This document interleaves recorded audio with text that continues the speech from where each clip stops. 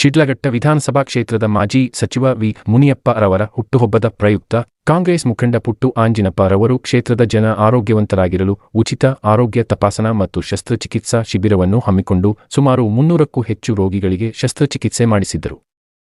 ಉಳಿದ ರೋಗಿಗಳು ವೈಯಕ್ತಿಕ ಸಮಸ್ಯೆಗಳಿಂದ ಆಸ್ಪತ್ರೆಗೆ ಹೋಗದೇ ಇರುವ ರೋಗಿಗಳನ್ನು ಇಂದು ಕಾಂಗ್ರೆಸ್ ಮುಖಂಡ ಪುಟ್ಟು ಆಂಜಿನಪ್ಪ ರವರು ವಿವಿಧ ರೀತಿಯ ಶಸ್ತ್ರಚಿಕಿತ್ಸೆ ಅವಶ್ಯಕತೆ ಇರುವ 20ಕ್ಕೂ ಹೆಚ್ಚು ರೋಗಿಗಳನ್ನು ಬೆಂಗಳೂರಿನ ಸಪ್ತಗಿರಿ ಆಸ್ಪತ್ರೆಗೆ ಕರೆದುಕೊಂಡು ಹೋಗಿದ್ದಾರೆ. ಶಿಡ್ಲಘಟ್ಟ ವಿಧಾನಸಭಾ ಕ್ಷೇತ್ರದ ಕಾಂಗ್ರೆಸ್ ಮುಖಂಡರಾದ ಆಂಜಿನಪ್ಪ ಪುಟ್ಟಣ್ಣವರು ಲಾಸ್ಟ್ ಟೈಮ್ ಒಂದು ತಿಂಗಳ ಹಿಂದೆ ಒಂದು ಕ್ಯಾಂಪ್ ಬೃಹತ್ ಹೆಲ್ತ್ ಕ್ಯಾಂಪನ್ನು ಮಾಡಿದ್ರು.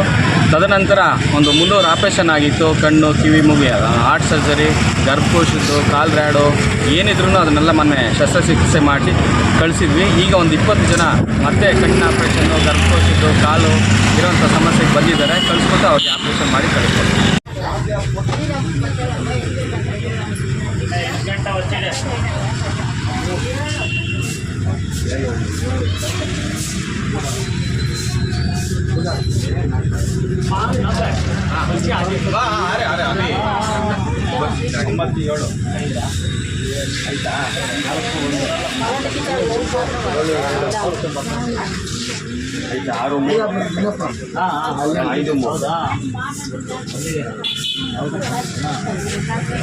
ಏನನ್ನ ಇದೆಯೋ ಕನ್ನಡದಲ್ಲಿ ಹೇಳ್ಬಿಡು ಹೆಂಗೆ ಏನು ಅಂತ. ಯಾಕಂದ್ರೆ ಇವಾಗ ಸೈಡಿ ಬೀಳಬಾರ್ದು. ನೀನು ಹೇಳಿದ್ರೆ ಅರ್ಥ ಅಲ್ಲ.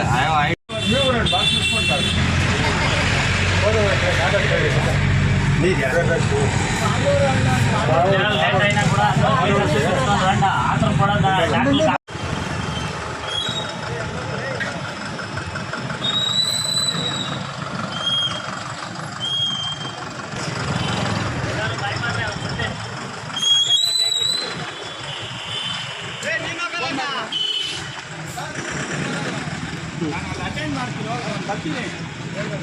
ಸಾಯಂಕಾಲ